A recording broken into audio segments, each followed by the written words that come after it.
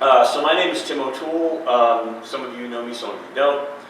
But having worked with the Center Party and Steve's campaign in 2024, I am and I have committed to advancing our approach to responsible, constructive governance, which is lacking, which some fine speeches up to here have already talked about that. Our task is to grow, though, as a viable alternative to the increasingly dysfunctional two-party system. And today I want to highlight a few opportunities and some challenges that we face. One obvious one is we'd like to scale our party. I think we're around 3,500 members. That's kind of great for a new party, but it's not. We need more scale, obviously, to have a greater impact, to have a greater voice in governing the state, and as well as impacting our local communities. We must attract the disillusioned voters and unaffiliated individuals looking for a rational alternative. And growth requires clear and frequent communications, which I want to talk a little bit more about later, as well as broad appeal. On the broad appeal side, I was talking to Tim earlier, the other Tim, about that, and one of the things I think we need to do and to focus on is to avoid unforced errors, and we can focus on personal and economic freedom, which I think is important to virtually all of us, and protecting Colorado's quality of life. We can avoid distractions that narrow our appeal, however, and occasionally we need to rein some of our commentary in and our instinct to respond to stuff that's going on in the greater, even on the national level, just to make sure that we keep our tent broad and keep our appeal broad.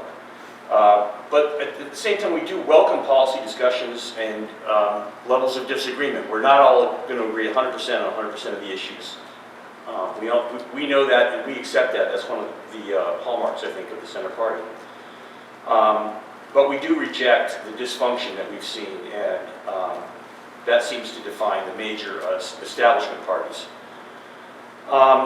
One of the things I think is important as we look around the room, we have a few young folks in the back, but we can use more. Many young people reject today's political extremes.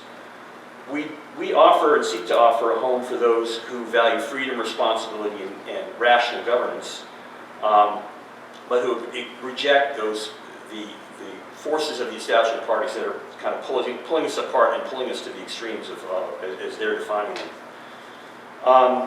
I also think it's useful to at least consider building alliances to expand our influence. And strategically, one of the things, we've discussed it a little bit, I think we can discuss it more as we go forward. As we get into campaign seasons again in 2026, strategic endorsements of folks that we can't cover all the ground. We can't have a candidate in every single district. But we can look around the state and look for candidates that share most or all of our values and endorse them and also seek their endorsements. And I think that that's a useful way maybe to broaden our appeal as well as broaden our reach and influence.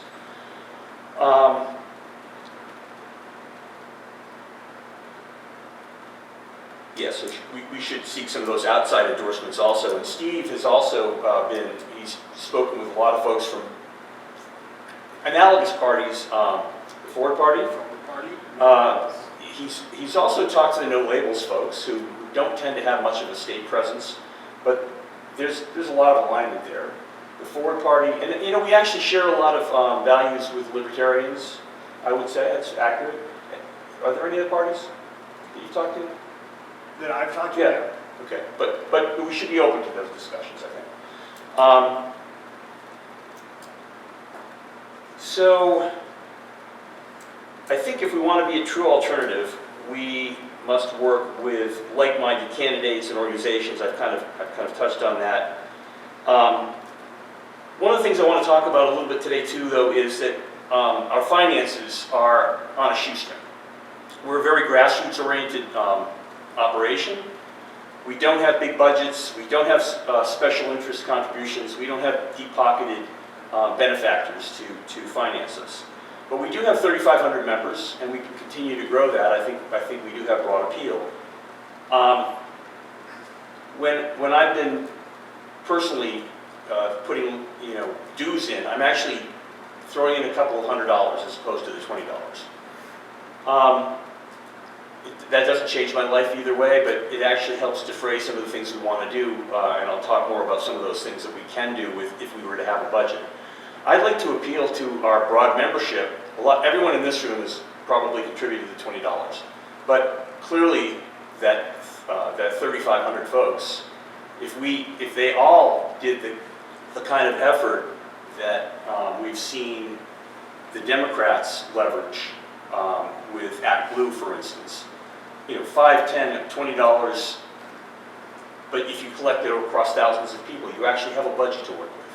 And clearly we can use resources, and actually even though this is an off-election year, I think we have some opportunities to not only grow the party, but to get some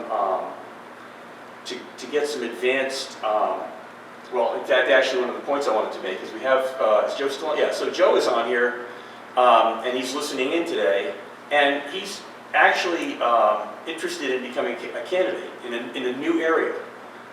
It's kind of an interesting opportunity in advance of 2026, when whatever election cycle may roll through, to begin to grow the party in his region, and then get some leverage on that as we get into the campaign season. I think those are the kind of opportunities that we can take advantage of to broaden our appeal for the year, during this off-election year, and go into 2026 with more momentum, more membership, and hopefully a more significant budget to actually put some resources to work, both for candidates in the areas that we've already pursued, but also some of the new areas that are interested. We're fielding phone calls. Steve's been talking to some of them.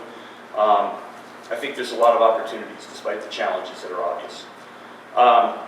Thanks for your support.